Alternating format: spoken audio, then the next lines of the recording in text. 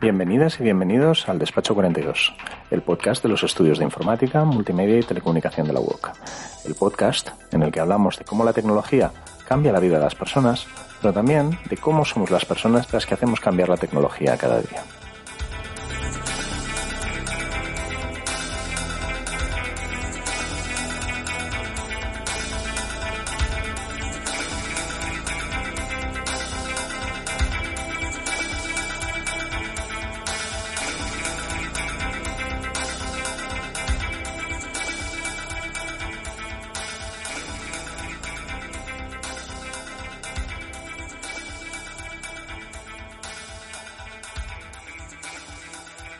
Hola, solo comentar que dentro de nada tenéis el episodio de este mes de Despacho 42. Los que llevéis un tiempo escuchándonos recordaréis que solemos hacer un episodio hacia ya Navidades con los miembros del Observatorio Tecnológico de los Estudios de Informática, Multimedia y Telecomunicación de la UOC, y lo vais a tener aquí. Para ello vamos a tener por aquí pues a los profesores de los estudios, Robert Clarissó, Josep Curto, Josep Jorba, Paloma González y Antoni Pérez, y también vais a tener a Desiree Gómez del eLearn and Innovation Center con la aparición estelar de su perrito René. Y otra cosa más que os tengo que comentar, y es que en un par de segmentos vais a notar que el sonido del podcast es bastante diferente, y no solo bastante diferente, sino que bastante mejor. A ver si sois capaces de localizar cuáles son los dos segmentos en los que Despacho 42 comienza a encontrar un nuevo espacio físico que nos hace mucha ilusión, el Laboratorio de Experimentación Sonora de la UOC. Y si os dais cuenta de cuáles son esos dos segmentos, por favor decídnoslo usando el hashtag Despacho 42 en Twitter o dejándonos un comentario en nuestro blog, que está en blogs.uoc.edu/informática, y allí tenéis que buscar la categoría Despacho 42. Muchísimas gracias y os dejamos con el episodio. Despacho 42, un podcast hecho desde el Despacho 42 de la UOC, porque si no, se llamaría Despacho 13, Despacho 25 o Despacho 68. Lógico, ¿no?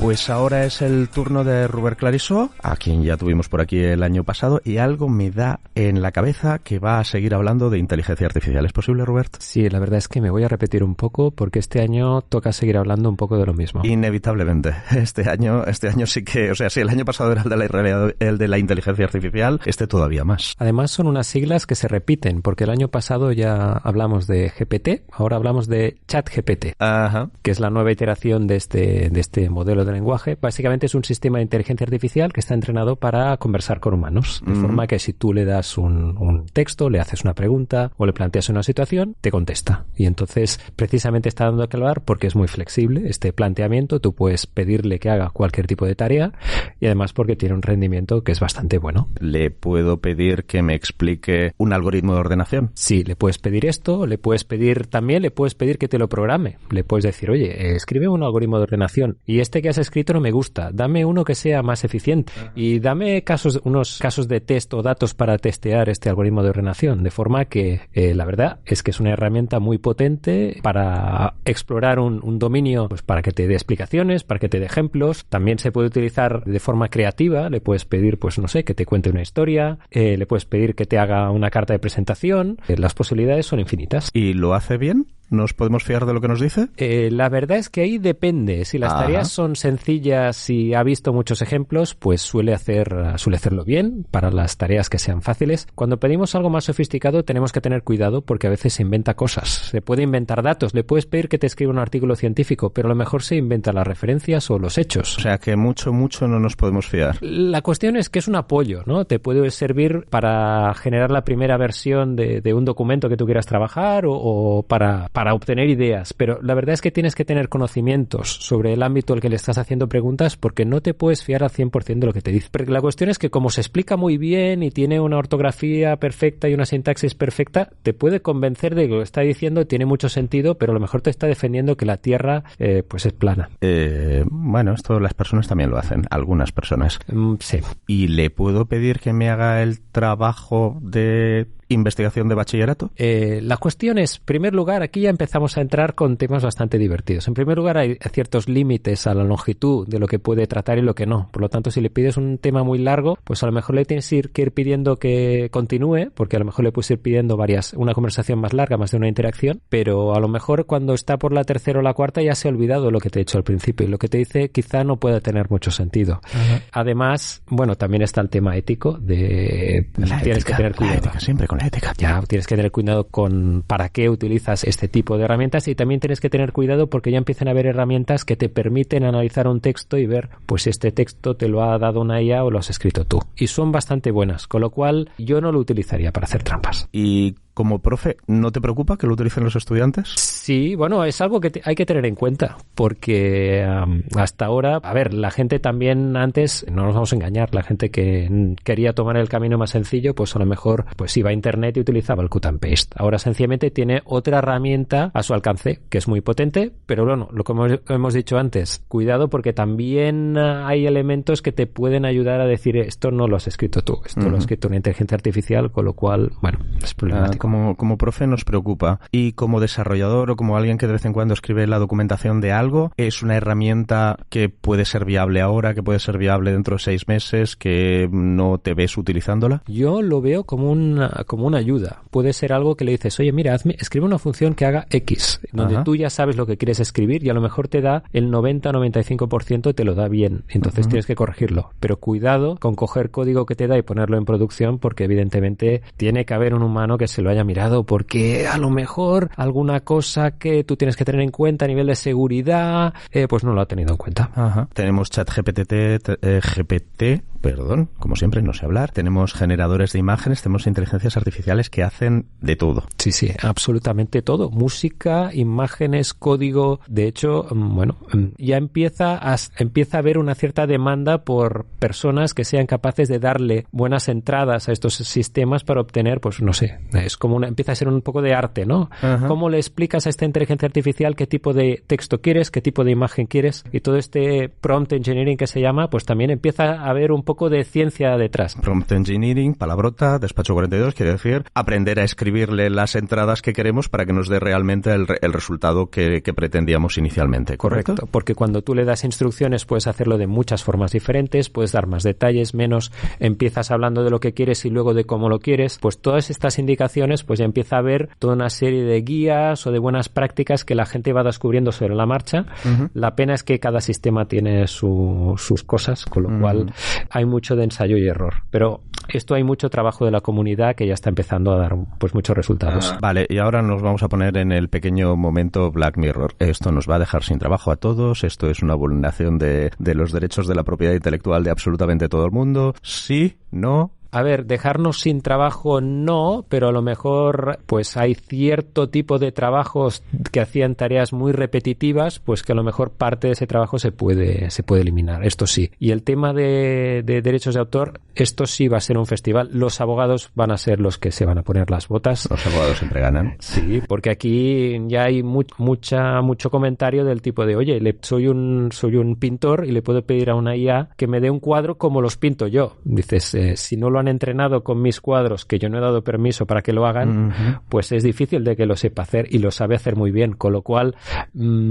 aquí... Algo no acaba de oler bien. No, hay un poco de problemas. Además también está el tema de que a pesar de que le ponen límites a este tipo de inteligencias artificiales de no generes este tipo de textos o este tipo de imágenes, la gente también es muy creativa con las instrucciones y empieza a saltar todas las protecciones y puedes tener una IA que te sugiera textos racistas o que te genere imágenes pues que a lo mejor no son apropiadas para todos los públicos cuando tú no lo querrías. Y puestos con estas cosas, tenemos algoritmos, hemos hablado unas cuantas veces en Despacho 42 de sesgos algorítmicos, las inteligencias artificiales que tenemos de momento están libres de sesgos. Algo me dice que no completamente, como mínimo. No, además, es decir, lo que sí que se ve es un cierto esfuerzo en este tipo de inteligencias artificiales para que no, al menos no sea trivial, pero si tú buscas las esquinas, dijémoslo así, pues puedes seguir encontrando ejemplos, ¿no? Si tú le pides que te genere un texto donde hable de un profesional de una cierta profesión que normalmente está masculinizada, pues seguramente escogerá un personaje masculino para esa profesión. O sea que te va a hacer científicos y te va a hacer programadores, no programadoras, por ejemplo, pongamos por caso. Sí, tanto. ¿Y esto más y mejor el año que viene? ¿Más y más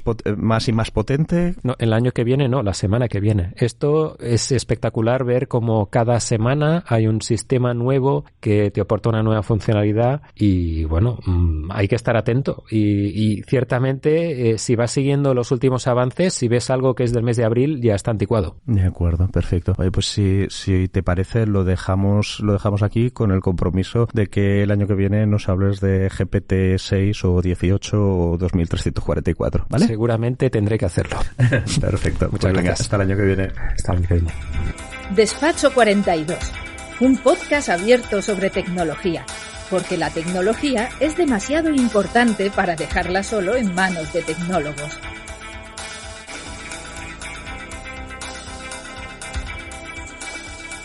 Y ahora es el turno de Desiree Gómez, que como la mayoría de los presentes repite del año pasado. El año pasado, si no me engaña la memoria, nos habló de educación y algo me hace pensar que va a repetir tema porque el tema no se acaba nunca y es extremadamente importante. Efectivamente. Hola César, muchas gracias. Para este 2023, desde nuestra colaboración con el Observatorio Tecnológico de los Estudios de Informática, Multimedia y Tecnología, pues desde el Observatorio de Tendencias Educativas e Innovación del eLearning Innovation Center, destacamos 3 tendencias principales, efectivamente, en enseñanza y aprendizaje.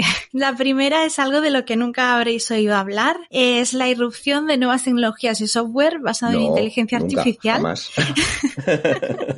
En concreto del uso de ChatGPT. Entonces, bueno, desde aquí, en este caso, lo llevaremos al terreno de la educación, ¿no? Por si alguien no lo conoce, es esta herramienta usada para responder preguntas, mantener conversaciones basada en Machine Learning, y últimamente hemos visto que hay un auge, ¿no?, en su uso para la realización de trabajos en clase, ¿no?, en secundaria y bachiller, pero también en educación superior. Y bien, como sabréis, esta tecnología pues a priori puede traer beneficios, pero si se le da un mal uso, entraríamos en el terreno del plagio, las malas praxis, así que bueno, ya sabes, el debate está abierto. Y no nos lo vamos a acabar. Efectivamente. Y bueno, desde aquí creemos que la solución pasaría por una buena pedagogía, concienciación para que el estudiantado aplique de manera correcta sus beneficios, evitar la copia. Y bien, ¿esto podría ser beneficioso? Sí. Porque además, o sea, estamos en un contexto en el que si las inteligencias artificiales van a ser una herramienta potente, también tenemos que enseñar a nuestros estudiantes a utilizarlas, porque las van a utilizar en su desarrollo profesional cuando salgan de nuestra universidad o de cualquier otra. Efectivamente, es algo, o sea, el avance es imparable. No podemos demonizarlas y empezar a decir que solo pues van a traer problemas y van a impedir que haya una correcta pues enseñanza por parte de los estudiantes. Entonces creemos que lo que se debe hacer es enseñar a utilizarlas bien, ¿no? Uh-huh. Igual que pues por ejemplo pues se podrían utilizar para diferentes cosas, tanto alumnado como profesorado, ¿no? Por ejemplo, generar prácticas para aprender el contenido lectivo, como preguntas, respuestas, luego también utilizarlo para respuesta de preguntas frecuentes, aligerar la carga de trabajo de preparación de materiales del profesor, ¿no? De alguna manera, bien utilizadas nos pueden ayudar. Y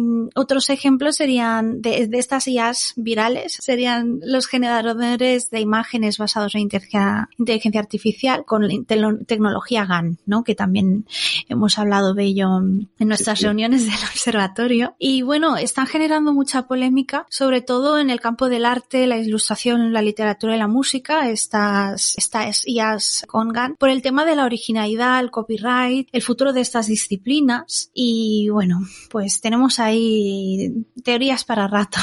Efectivamente. Bien, la segunda tendencia que traemos es el aprendizaje híbrido. Cada vez más instituciones han ido confiando en las bondades de la educación a distancia, sobre todo, ya sabéis, ¿no? Desde el tema de la situación COVID, ¿no? Pues muchas instituciones que eran reticentes ahora se muestran a favor y esto pues se ha mantenido, ¿no? Después de la situación de emergencia y aunque vemos que no todas, pues evidentemente prefieren basar su modelo en la enseñanza 100% en línea, muchos programas de educación superior, sobre todo, pero también formación corporativa y otros, pues han implementado partes de su programa o actividades de manera remota y bueno, pues combinan presencialidad y trabajo en línea, facilitando que los estudiantes compaginen pues vida laboral, familiar, ¿no? Con el aprendizaje. Y a pensar de esta buena voluntad y de la realidad, ¿no? Pujante, diríamos, de esta hibridación, sí que es verdad que muchos centros educativos necesitan todavía formar adecuadamente al profesorado en competencias TIC. Sí, esto que hacemos en la web con la tontería igual tenemos unos años de trabajo detrás. Sí, parece que va a haber que estar ahí apoyando a los profesores que hasta ahora no utilizaban según qué tipo de herramientas, no han sabido hacer la conversión de algunos contenidos de aprendizaje. Bueno, no es la cosa más difícil del mundo, pero tampoco es trivial. Sí, porque, bueno, como bien sabes, hay muchas aplicaciones que pueden ayudar al profesorado a realizar todo esto, programas para realizar clases en línea que igual no conocen, ¿no? Y bueno, es una tendencia que iremos viendo, tanto esa continuación de aprendizaje híbrido como la necesidad de formación y también, que no es menos importante, la inversión en equipamiento tecnológico. Claro. Porque estas instituciones pues necesitarán o han necesitado hacer una fuerte inversión en herramientas que no tenían, en conexiones. Estas cosas que las infraestructuras digitales, esto que queda muy romántico decir la nube y luego resulta ser que la nube son muchos ordenadores, muchos cables, mucho software y cosas que hay que comprar, mantener, etcétera, etcétera. Sí. Y técnicos que entiendan, técnicos y técnicas que apoyen a profesores, a las personas que toman las decisiones, ¿no? A los directores y bueno. Y la tercera, pues la tercera que hoy destacaríamos es el auge de los currículums escolares basados en las STEAM, ¿no? STEAM, Science, Technology, Engineering, Art, Mathematics, traducimos ciencia, tecnología, ingeniería, arte y matemáticas. ¿Sí? Efectivamente. Aprobado, por una vez. No esperábamos menos de ti, César. Yo sí. Pues bien, esto quizá, como siempre nos gusta en el observatorio, mostrar interés por los que empiezan, ¿no? Por los pequeños, por los estudiantes de los ciclos de primaria, secundaria, ¿no? Pues bien, parece que también hay este creciente interés en formar a los niños a base de estos programas que de base interdisciplinar e integradora y sobre todo porque fomentan el pensamiento crítico, la creatividad, la adquisición de competencias, por ejemplo, TIC y también en otros ámbitos. Y bueno, pues algo que nos interesa mucho y que importa mucho para la sociedad es que ayudan a hacer más pequeña la brecha digital, al menos en cuanto a competencias, conocimiento, preparando a los estudiantes para la futura vida laboral, en este mundo cada vez más tecnificado, ¿no? Sí. En el que pues, los conocimientos son importantes, pero que cada vez lo que nos interesa más es que los chavales, las chicas, aprendan a resolver problemas y los problemas que van a aparecer dentro de 2 años, no los que tenemos ahora, que probablemente pues dentro de un tiempo no van a ser tanto un reto. Eso mismo, dotarlos de esas herramientas que son invariables, pero que a lo largo del tiempo, como puede ser pues la ciencia, ¿no? Que les ayude y el arte y el diseño, que les ayuden a poder de aquí a X tiempo, cuando exista una profesión que hoy en día pues ni siquiera podemos imaginar, ellos puedan formarse porque ya tengan una base amplia y que abarque todos estos conocimientos. Y a esto pues añadiría una necesidad que es la de combinar estos programas con también otras disciplinas relacionadas con las humanidades de manera más amplia. Sí, que haya esta transdisciplinaridad para completar la formación como ciudadano, ¿no? De estos niños y niñas del futuro. Entonces, bueno, pues hasta aquí las 3 tendencias que destacamos en educación para el 2023. Paso lista, inteligencia artificial en el campo de la educación especialmente, que nos va a tener entretenidísimos este año 2023, el que viene, el siguiente y el otro, y probablemente unos cuantos más. Luego tenemos que la formación convencional de toda la vida ahora se pasa a formación híbrida, y que eso abre toda una serie de posibilidades, pero también toda una serie de retos. Sí. Y finalmente la formación en STEAM, ciencia, tecnología, ingeniería, arte y matemáticas, que es esencial para formar a los y las profesionales del ¿correcto? Genial, César. Como si hubiera estado escuchando y todo. Tú, un resumen estupendo. ¿Te quedan ganas de repetir el año que viene? Sí, tanto. Hombre, no me lo pierdo. Perfecto. Pues hasta el año que viene, si no es que coincidimos en Despacho 42 antes, que nunca se sabe. Muchas gracias. Hasta ahora, compañeros. Advertencia. Escuchar Despacho 42 puede tener efectos secundarios. Hasta podría hacer que aprendieses algo. ¿O no?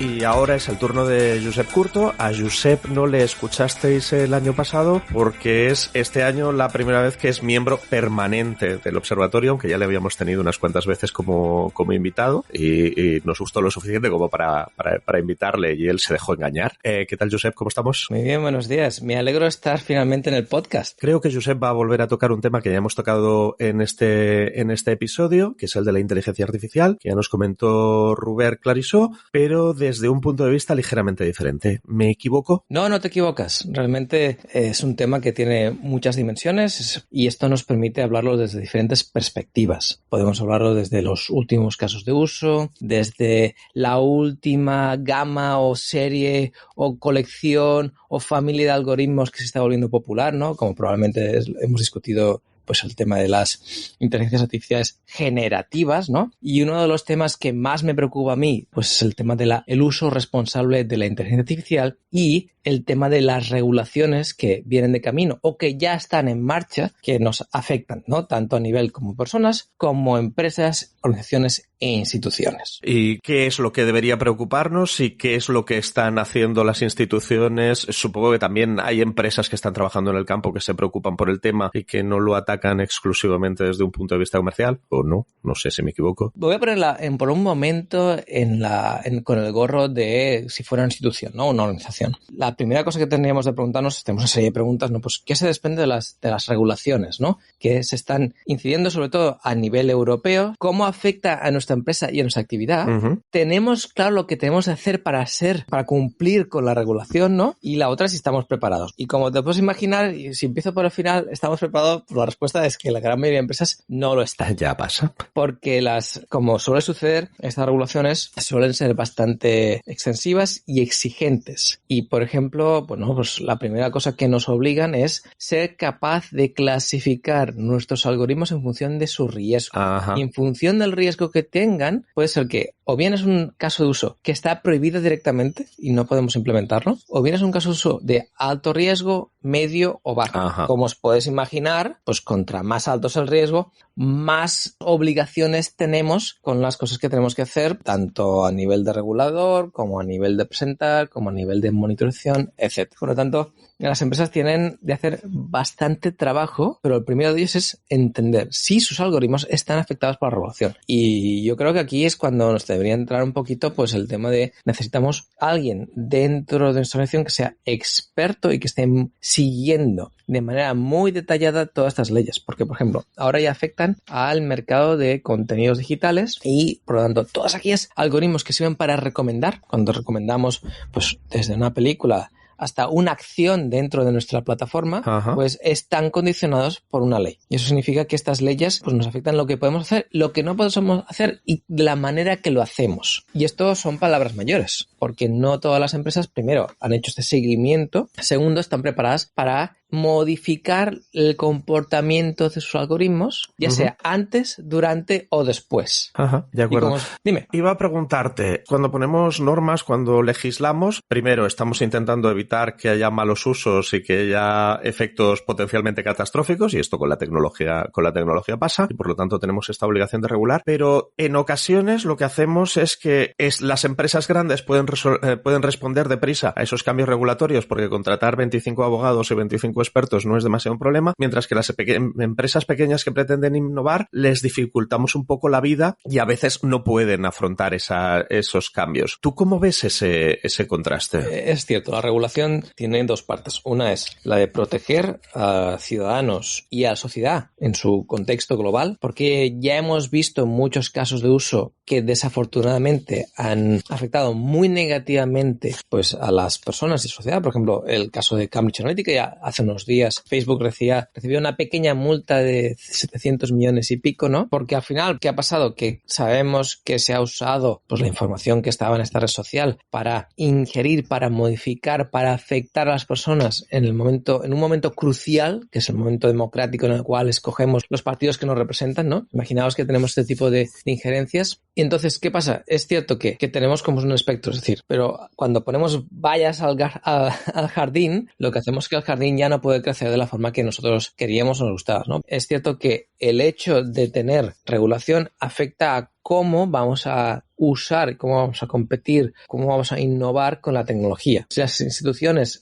y las personas que construyen, diseñan estos sistemas tuvieran valores éticos, no sería necesario tener regulaciones fuertes, no sería necesario tener estas multas, no sería necesario tener todos estos mecanismos para regular. Desafortunadamente, esto no es así. Esta cosa que nos dicen las grandes empresas de ya nos autorregulamos nosotros, pero luego resulta que no. Claro, ahí está el tema. Es decir, parece que, y sigue siendo así el enfoque, que por ahora el enfoque es vamos a ver si somos capaces de construirlo y a posteriori veremos si hay consecuencias nefastas, negativas. Claro, esto nos pone en una situación muy compleja. Mira, una de las cosas que yo, y ahora me pongo el gorro del profe, ¿no? Por un momento, ¿no? Que intentamos dentro de nuestras asignaturas es ponerles a mecanismos de discusión para empezar ya desde el partida, cuando ya estás diseñando, considerando estos proyectos de datos y de algoritmos, qué impacto puede tener, ¿no? Y uno de los marcos que usamos de referencia es el Data Ethics Canvas del Open Data Institute. ¿Habrá enlace en las notas del podcast? Hay una batería enorme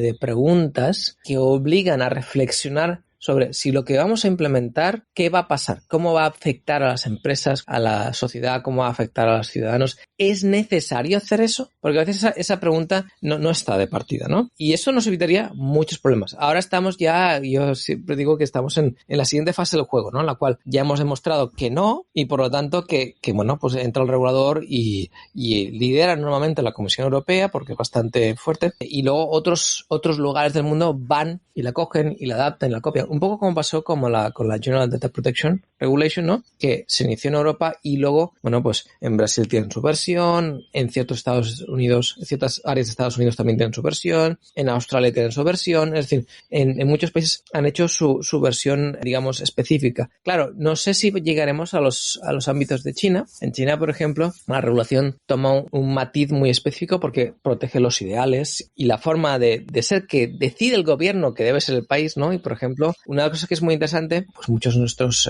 hijos o incluso mayores perdemos el tiempo con TikTok. Made in China. Sí, y resulta que TikTok hay dos versiones, ¿no? Hay una versión para el resto del mundo y una versión para China, ¿no? Y la versión para China es una versión acotada, reducida, que no se puede usar cierta cantidad de tiempo, que además tiene unos contenidos moderados de una cierta manera, ¿no? Mientras que para el resto del mundo es lo que es, ¿no? Que nos hace, que está diseñada para capturar nuestra atención y para que perdamos más y más tiempo. Claro, si las cosas continúan tal como son, probablemente las regulaciones se volverán cada vez menos laxas y serán muy duras porque, bueno, pues estamos robando la atención y estamos robando las capacidades normales que deben generar nuestras futuras generaciones, ¿no? Veremos lo que sucede. Es un tema que se tiene que seguir muy de cerca, sobre todo porque si bien las empresas grandes deberían tener mayor capacidad para actuar y, bueno, pues hacer un uso responsable, desafortunadamente se gasta más dinero en abogados para cubrirse, bueno, las espaldas y no tanto en el hecho de vamos a ver cómo implementamos las cosas de una manera correcta, ¿no? Las empresas pequeñas pues se van a encontrar que, bueno, es un percal y que cómo hacemos ahora las cosas cuando realmente no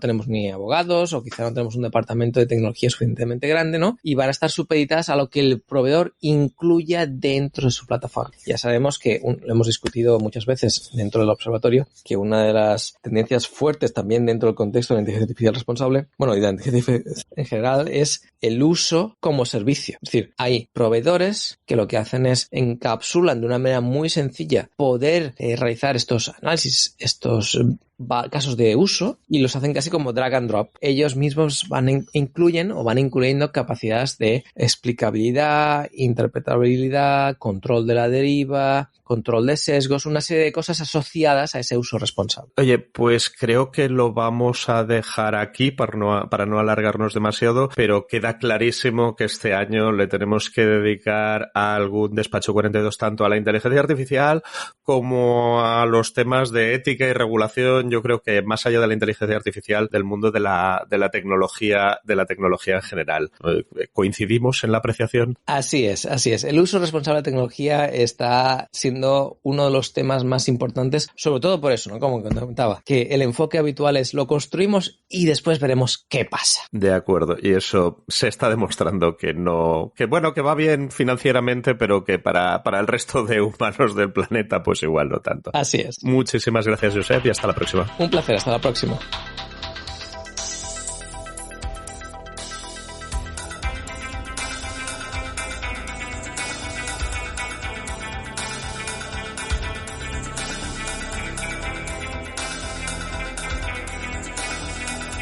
Y ahora es el turno de Josep Jorba, a quien si no me equivoco viene preocupado, como es habitual y tristemente muy justificado, por la privacidad y la seguridad. ¿Son esos los temas que nos querías comentar? Sí, mira, este año nos hemos encontrado con diferentes temas que pueden ser también tendencias futuras. En el caso de la seguridad, hay, por ejemplo, temas como la aparición de vulnerabilidades en diferentes sistemas operativos que han pasado incluso años inadvertidas. Por ejemplo, de principios de año teníamos algún caso en Linux, por ejemplo, de alguna vulnerabilidad que pasó como 12 años inadvertida. Casi nada. Pero bueno, tampoco es una cuestión exclusiva del open source, sino también hay sistemas privativos que han tenido vulnerabilidades durante 20 años sin haberlas visto. O, por ejemplo, también tenemos un pequeño caso en Windows sobre el sistema de impresión que ha tenido varias vulnerabilidades diferentes que han costado meses de corregir y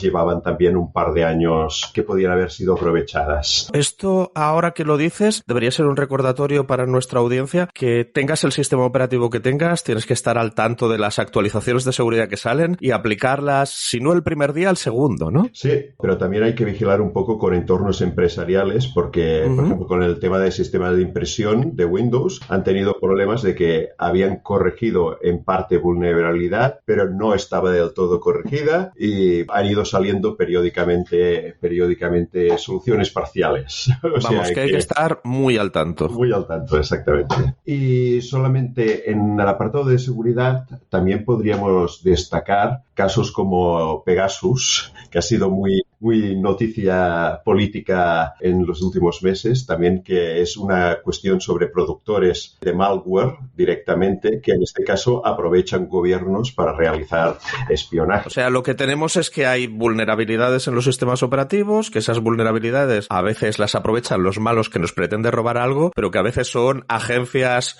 o patrocinadas por los estados o directamente de los estados que las utilizan para espiarnos. Exactamente, en ese sentido afectándonos también a la privacidad, que dependiendo del estado puede ser más o menos problemática. Bueno, y solamente por apuntar rápidamente, en el caso también ha habido muchos temas de mobile stores, o sea, tipo Apple Store, Play Store de Android, que han tenido muchos problemas y lo seguirán teniendo durante años por el tema de cómo pueden comprobar las aplicaciones, y que hay diferentes estudios que se han publicado este año que han dado de que aplicaciones con problemáticas de seguridad pueden permanecer en las tiendas durante 1 o 2 meses tranquilamente sin que sean detectadas. También estamos hablando que revisar una aplicación no es una cosa trivial y que en estas tiendas de aplicaciones se publican miles y miles y miles de aplicaciones que se actualizan con una cierta frecuencia. Las tiendas nos dicen dicen que son seguras y por lo tanto deberían estar más al tanto de estas cosas, pero el trabajo es complicado. Exactamente. Y bueno,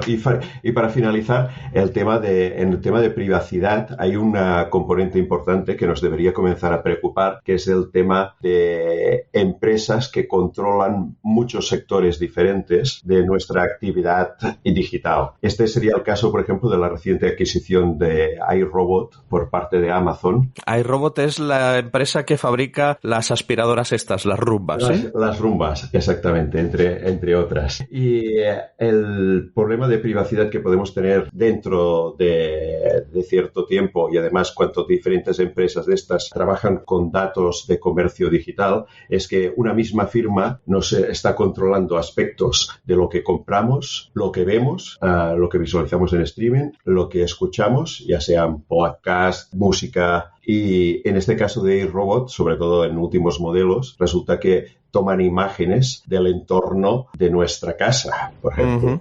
Entonces pueden localizar qué tenemos dentro, incluso actividad dentro de casa. Y esto también se ha visto recientemente, hace pocas semanas, en que han aparecido en las redes sociales imágenes captadas por iRobots que estaban en modo test para la compañía, pero que no se había firmado ninguna divulgación de estas imágenes y han aparecido en redes sociales imágenes privadas de gente que tenía robots. Estamos hablando de que los usuarios sabían que se iban a tomar imágenes y que se iban a enviar a Amazon, pero que han aparecido en sitios que no son de Amazon y que había alguna foto en un lavabo, por ejemplo. Recuerdo yo haber visto. Exacto.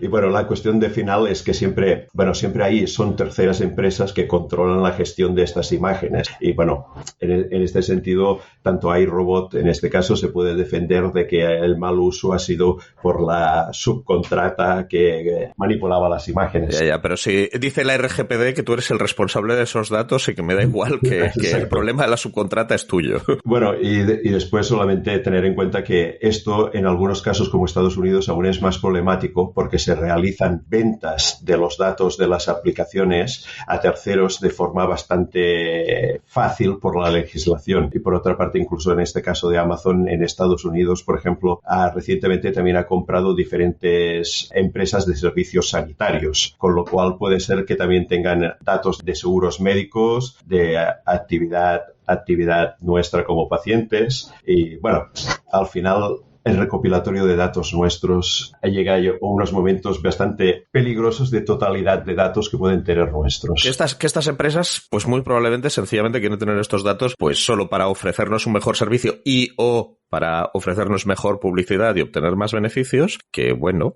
puede ser, pero que al final esto puede acabar representando un riesgo muy, muy importante para nuestra privacidad, sea la intención de la empresa que recoge los datos o no sea esa intención, ¿correcto? Uh-huh. Correcto. Bueno, oye, pues yo creo que lo podemos dejar aquí con la preocupación de que igual hace un año o dos que le debemos a nuestra audiencia un episodio de Despacho 42 sobre privacidad y seguridad, que es un tema que debería tenernos como mínimo muy, muy alerta. Muchísimas gracias, Josep. Gracias a vosotros.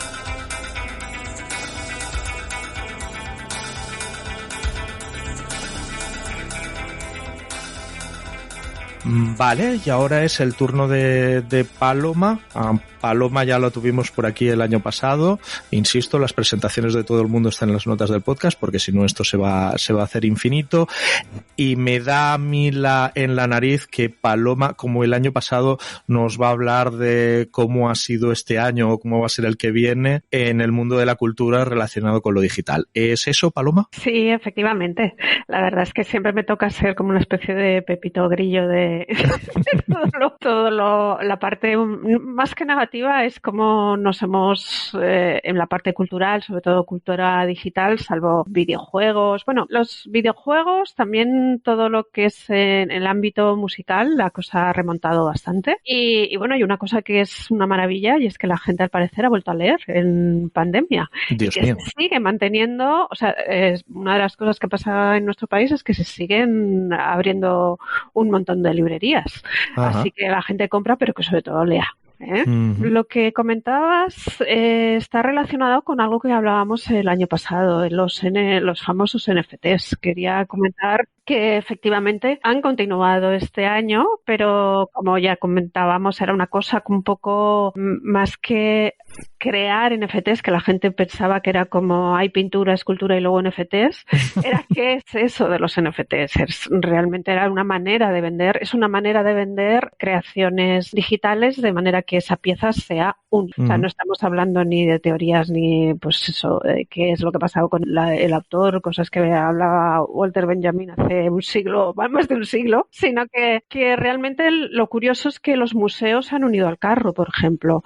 Muchas fundaciones, museos, lo que han visto es que es una manera de ellos también tener unos ingresos. Lo que hacen es poner a la venta a los usuarios, a coleccionistas, ciertas piezas que además cuando las ves muchas de ellas nos recuerdan a los inicios del Painter, cuando empezábamos a dibujar con 24 colores, 36, con la VGA. Sí, sí. Y cuando los píxeles eran del tamaño de media pantalla. Efectivamente, o sea que realmente es una manera de vender. Lo que sí que es cierto es que últimamente, o sea, sí que es verdad que la gente está volviendo a las actividades presenciales y hay por ahora, una de las tendencias que está teniendo bastante éxito y son todas estas exposiciones inmersivas, que bueno, personalmente reconozco que ha habido alguna que me ha gustado, pero me pasa un poco como el videomapping. Son tanto en Madrid como en Barcelona, al final se han creado ciertas empresas que se dedican única y exclusivamente a hacer estas proyecciones en espacios muy amplios, pero que pocas veces ves, cuando has visto una, has visto todas, ¿no? Pero casi. O sea, también falta un poco de creatividad y al final yo la sensación que tengo es que o mejoran los guiones, sobre todo conceptualmente, o se cambia la manera de contar las cosas o pasará a lo que ocurrió en el siglo XVIII con los panoramas, ¿no? Que la gente al principio iba viendo aquellas pinturas de espacios que no había visto nunca, pero al poco tiempo se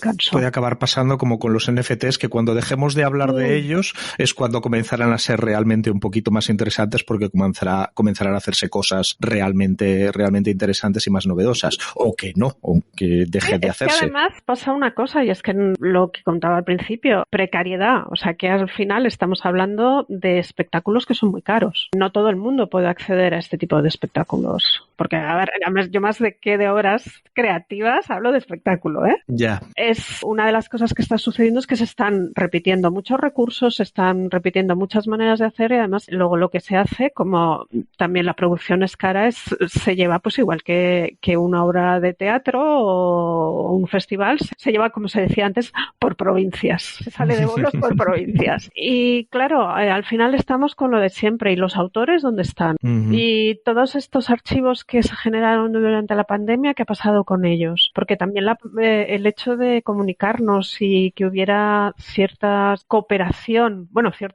hubo mucha cooperación durante la pandemia online, esos conocimientos ¿dónde se han quedado? ¿Y por qué no se siguen realizando algunas de esas actuaciones que iban muy bien? Porque de repente estabas hablando con compañeros y con artistas que estaban en Austria, en la China, que estaban en México. De repente ahora la tendencia es que se vuelve a ir como para el otro lado. Todo tiene que ser presencial. Somos un péndulo. Sí, y es una pena porque yo creo que una de las cosas que debiéramos aprender es, pues sobre todo en cuanto a metodología, en cuanto a concepto, el poder compartir ideas en creación es fantástico. Es fantástico porque al final, ¿qué ocurre? Que los museos, las fundaciones, sus presupuestos cada vez son más bajos. Entonces la posibilidad de poder exponer, de poder traer cosas nuevas y llevar cosas nuevas, porque lo curioso es que ahora se están haciendo cosas que son muy interesantes en puntos muy diferentes y a veces en pequeños pueblitos o en pequeñas poblaciones, pues eso, que tiene una fundación o que hay unos artistas que se fueron ahí a trabajar. Pues ¿cómo se difunden esas piezas? Yo creo que es algo que se debiera estudiar, pues la manera de difundirlas lo mejor posible y que llegara pues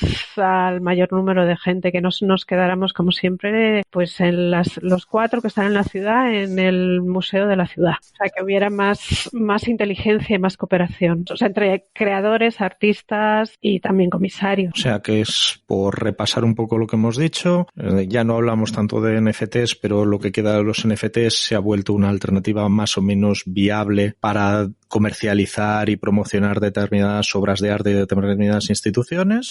Tenemos estas nuevas instalaciones inmersivas que probablemente ahora son más la instalación inmersiva y el nuevo medio que no lo que realmente se está exponiendo, y ya veremos si esto acaba tomando una forma y acaba siendo una manera de difundir interesante o nos olvidamos de ello. Y después tenemos eso, el ver cómo funciona vamos a llamarle globalización de las expresiones artísticas y el cómo esto puede hacer o no que lo que pasaba en pandemia de deslocalizar el arte y hacer que desde cualquier sitio se pudiera llegar a todo el mundo, si esto se va a conservar o lo vamos a perder. Más o menos sería este el resumen, ¿sí? Sí, y sobre todo eso, que al final queda como creación algunas expresiones que no sabes si realmente son creación. O sea, la gente últimamente...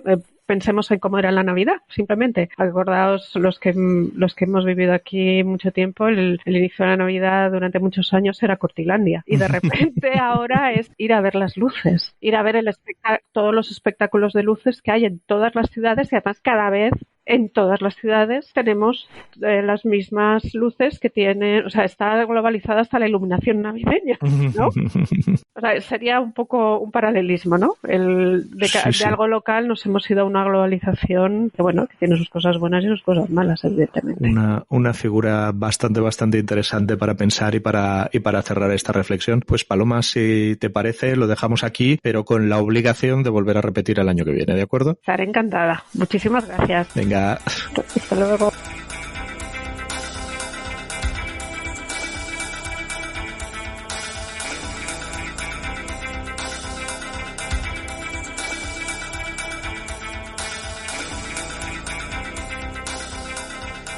Turno ahora de Tony Pérez, que también repite desde el año pasado y ya no recuerdo, confieso, soy así de desastre, de qué nos hablaste y no tengo ni idea de qué nos vas a hablar. Bueno, pues voy a ser político en la respuesta y voy a contestar por tanto la respuesta a la pregunta que me sé, que es de lo que voy a hablar este año. Genial. De varias noticias, de varios temas que han ido saliendo este año, que quizás no están muy centrados en la tecnología como la entendemos normalmente en el observatorio, pero que creo que tarde o temprano nos va a afectar. Entonces me gustaría empezar con una noticia que salió en febrero, con la aprobación de la European Chips Act, que es...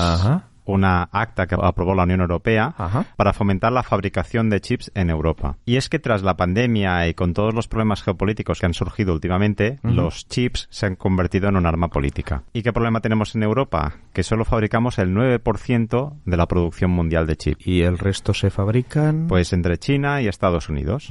Entonces, tenemos una dependencia muy importante de esos terceros países para la fabricación de chips. Europa ha dicho que pondría 43 millones, de los cuales en realidad la Unión Europea pues solo pone un 15% de esa cantidad. ¿Y el resto de dónde sale? Pues empresas que han decidido invertir, pero bueno, queda la noticia de que 43 millones. Lo curioso es que... antes de que se me pase 43.000 millones, debe ser. 43.000 millones, sí, perdona. Sí, lo siento. Pero mientras tanto, Estados Unidos ha aprobado 52.000 millones de dólares para lo mismo. Y los chinos igual también están sacando la cartera. Sí, lo que pasa es que los chinos tampoco se sabe lo que hacen. Efectivamente. De vez en cuando pues salen en las noticias enseñándonos las tierras raras que ellos tienen y nosotros no. Que son esenciales para fabricar los chips. Pero dentro de la guerra esta de los chips hay un tema curioso, que es la de la fabricación de chips, porque una de las empresas que va a invertir en esta fabricación de chips es una empresa automovilística alemana muy conocida, que no vamos a decir el nombre, que empieza por V y termina por N. Y no nos van a regalar un coche. Y no nos va a regalar un coche, pero lo que sí va a hacer es invertir en la fabricación de chips, porque lo que ha pasado con el problema de los chips en el mundo ha sido que, bueno, pues quien necesitaba chips tenía que ponerse a la cola de los chips. ¿Y aquí quién está en esta cola? Pues los coches, los fabricantes de vehículos, porque los vehículos actualmente llevan chips. ¿Qué pasa? Que resulta que se fabrican muchos más ordenadores y muchos más dispositivos pequeños que coches, con lo cual, por muy caro que sea un coche y por muy importante que sea la industria automovilística, desde el punto de vista del fabricante de chips, son un cliente pequeño, con lo cual se quedaban sin chips. Pero el problema todavía es más grande, porque resulta que los chips que llevan los coches, como por temas de seguridad tienen que estar muy probados, son tecnología antigua, con lo cual hay pocas empresas que los fabriquen. Así pues, el caso este de Volkswagen es paradigmático. Han dicho que ellos ya fabricarán sus chips y harán una inversión importante, o han dicho que harán una inversión importante en la fabricación de chips. Ajá. ¿Y por qué son tan importantes los chips en los coches? Hasta hace pocos años no llevaban. E incluso actualmente es posible comprar un coche sin chip, siempre y cuando tengas suficiente dinero para pagarlo. Ajá. Los chips son importantes en la industria automovilística por el tema del coche eléctrico, porque el coche eléctrico, para ganar eficiencia y para gestión de la batería, necesita esos chips. Ujú. Con lo cual, de hecho, ahora fabricado, SEAT, por ejemplo, aquí se quedaron coches fabricados Ujú. a la espera de sus O chips. sea, si no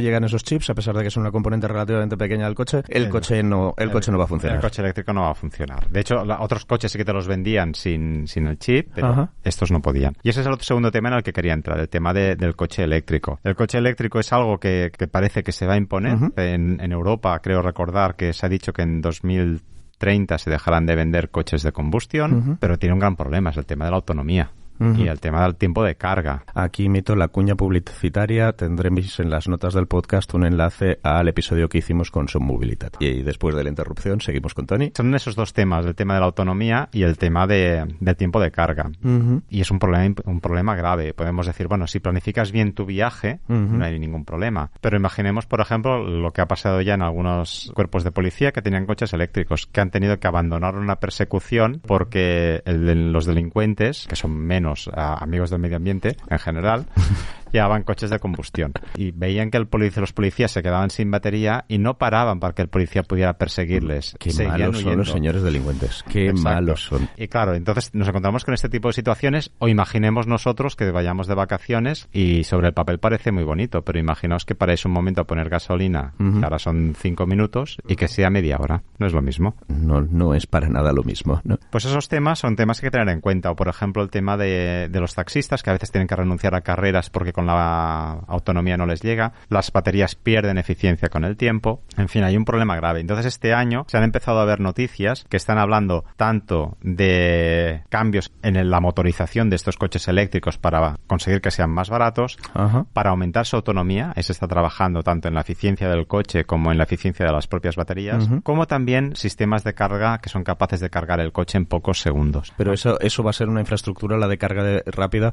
que no va a ser fácil de montar y que no va a estar montada de mañana. Ahí está. Hay que montar la infraestructura y hay que ver también el impacto que tiene en la red eléctrica. Porque, como todos sabemos, la electricidad es algo que se produce en el momento que se consume. Ajá. Según que chutes a la red eléctrica, puede que no los aguante. Ajá. Entonces, todo esto es un sistema que hay que ir teniendo en cuenta. El problema del coche eléctrico es que no es tan autónomo de toda la red como lo podía ser el coche de combustión interna. Que ahí está la famosa historia, no sé si la conocéis, de Mercedes. Ahora mismo no me suena. Aunque Mercedes se puede decir que inventó el coche eléctrico, Ajá. se hizo famoso por el coche de combustión. Y estamos hablando de inventar el coche eléctrico a principios del El siglo XX. XIX. Ya a finales del XIX. Sí, sí. Ajá. O sea, digamos, el coche eléctrico, creo recordar que es anterior al coche de combustión. Y de hecho ya el Daimler había abandonado completamente el coche eléctrico. Ujú. Y entonces inventó el coche de combustión. O Ujú. inventó uno. Estos datos son muy así, ¿eh? Bueno, leí la historia hace días, pero bueno, lo que es importante de esto, y además la efeméride del aniversario fue hace poco, es que la mujer, Mercedes, Ujú. cogió a sus críos un día, los subió al coche de combustión Ajá. y se fue a visitar a unos parientes que estaban a 2 horas de distancia, y la gracia es que lo podía cargar con lo que compraba en la farmacia, con el combustible no me acuerdo qué era, Ajá. pero lo podía ir cargando con lo que compraba en la farmacia, y eso fue lo que se dice que fue la explosión del coche del motor de explosión, la redundancia, que era algo que con la infraestructura que ya había desplegada tú podías utilizar el coche. Porque esto tenemos que los combustibles químicos son tremendamente densos en energía. Y además son fáciles de transportar Y a pesar de que nos dé miedo, son bastante seguros. Los coches no explotan. Explotaban al principio, pero bueno, ya lo tenemos bastante controlado.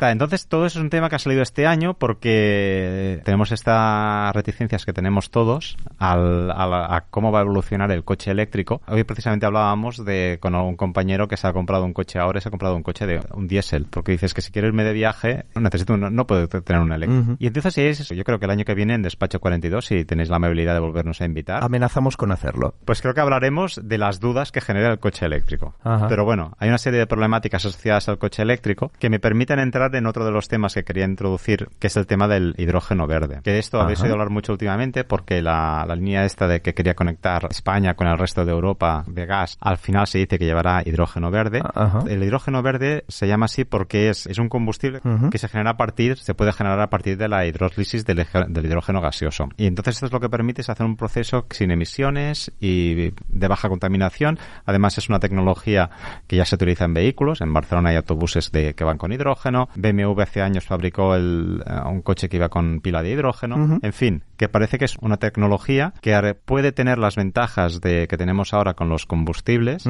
sin los inconvenientes que parece que tiene. Sin generar emisiones de todo tipo de partículas. Pero bueno, es algo que habrá que ir viendo. Este año también se ha avanzado en para que el hidrógeno verde sea más barato de fabricar y más fácil de fabricar, y habrá que ver cómo va evolucionando esta tecnología, porque ahora como ahora es una tecnología muy cara, aunque por ejemplo aquí hemos tenido estas noticias, hubo la noticia también en China, hacían una apuesta importante por el hidrógeno verde, y habrá que ver también cómo va a evolucionar esta tecnología. Tanto esta del hidrógeno verde como el coche eléctrico tienen dos problemas de los cuales creo que se habla muy poco, que es que son tecnologías difícilmente exportables fuera del primer mundo. Son muy contaminantes, bueno, básicamente las baterías son muy contaminantes. Si tenemos problemas de despliegue de red en Europa, os podéis imaginar lo que puede ser en países con infraestructuras más débiles. No es tan fácil de exportar esto como un motor de combustión. Además, necesitas una alta tecnología, necesitas una serie de infraestructuras para tenerlos, y eso es algo que habrá que tener en cuenta en el futuro. Y hablando de tecnologías que nos tienen que cambiar la vida, hay una que a mí me gusta mucho, que es la fusión. Que también ha salido últimamente en prensa bastante. Ha salido mucho en prensa. Este año llevamos varias noticias de fusión, y fijaos que en prensa normalmente sale fusión, y ya está. La fusión, en realidad el nombre es fusión nuclear, y lo que hacen en vez de los reactores nucleares que hay hasta ahora, pues lo que hacen es romper átomos, que se llama fisión, y lo que hace la fusión es unir átomos. La ventaja que tiene es que es una tecnología muy energética. El combustible no es un combustible radiactivo como podía ser el uranio enriquecido. Y desde ese punto de vista es una energía en la que se tienen muchísimas esperanzas. De hecho, si habéis visto Regreso al Futuro 2, la energía con la que va el coche va con Mr. Fusión. Das cualquier cosa hacia la fusión y ya está. Europa está trabajando con otros países en el ITER, que es el reactor de fusión que se está construyendo en Francia. Han ido consiguiendo bastantes hitos. Salió la semana pasada, hace 15 días, la noticia de que en Estados Unidos habían conseguido obtener más energía de la que habían suministrado durante un periodo de tiempo muy corto. Pero parece que esto todavía está bastante lejos de ser práctico. Lejísimos. De hecho, la gente que trabaja en fusión lo que dicen es que la fusión nuclear lleva 50 años estando a 30 años de distancia. Hace 20 años decíamos que estaba a 30 años de distancia, hoy seguimos diciendo que está a 30 años de distancia. Que es algo que está muy lejos, pero bueno, son pequeños pasos. Y de hecho, por muy bien que dieran la noticia, yo creo que fue una noticia que se dio de una forma muy rimbombante, básicamente para conseguir tener audiencia, para en un momento de crisis energética pues decir que estamos trabajando en alternativas. Claro, la materia prima es muy fácil de conseguir, y en ese sentido es importante ver que se está avanzando, pero no es una solución para en los próximos 10 o 20 años, aunque salió una noticia que dijo que en 2040 lo tenían hecho en Inglaterra, aunque generaba muchas dudas esta noticia. Muchas dudas. Volviendo a lo que decía al principio de la fusión, un amigo que trabaja en el ITER, desde España es uno de los países que participa y trabaja en Madrid. Al parecer uno de los problemas que tienen con la fusión nuclear es lo de nuclear. El hecho de poner nuclear es algo que le da muy mala prensa, y entonces según cómo desde el ministerio les cuesta conseguir fondos. Pero claro, entre fusión y fisión hay una letra de diferencia. Y si no conoces bien el tema, pues en el momento que se está en contra de las centrales nucleares es construir una central nuclear, pero de fusión. Esto es algo de lo que probablemente le deberíamos dedicar un episodio de Despacho 42 a cómo se comunica la ciencia, cómo se vende la ciencia, porque comenzaríamos y no acabaríamos.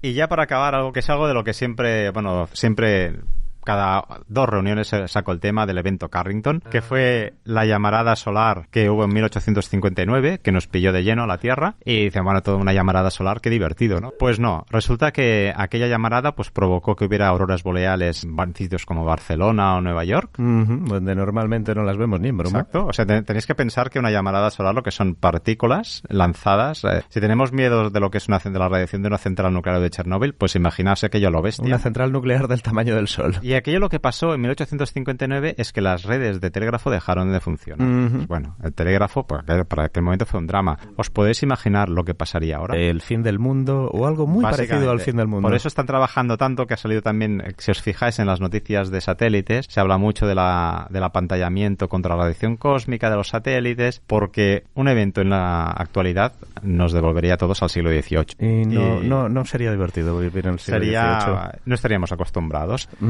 Y hace poco salió una noticia que hablaba del evento Miyake, que es un evento que no se, de radiación cósmica que no se sabe muy bien a qué se debe, pero que parece ser que se produce cada 1000 años y que es 100 veces más potente que el evento Carrington. Ups. O sea, cuando lees este tipo de noticias te das cuenta de lo frágil que es nuestro entorno tecnológico y que, bueno, que somos una pequeña roca en la inmensidad del universo.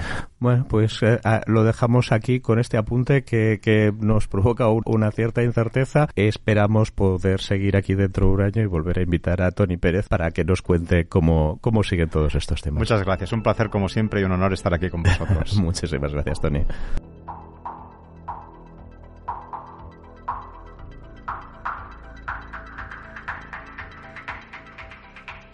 Muchas gracias por haber escuchado un episodio más de Despacho 42. Si quieres comentarnos algo, nos encontrarás en nuestro blog en blogs.uoc.edu/informática. También puedes ponerte en contacto con nosotros con el hashtag Despacho 42 en Twitter. Y si quieres echarnos una mano, suscríbete a Despacho 42 en tu aplicación de podcast favorita, ponnos nota, déjanos un comentario y, sobre todo, recomiéndanos a tus amigas y tus amigos. Hasta la próxima.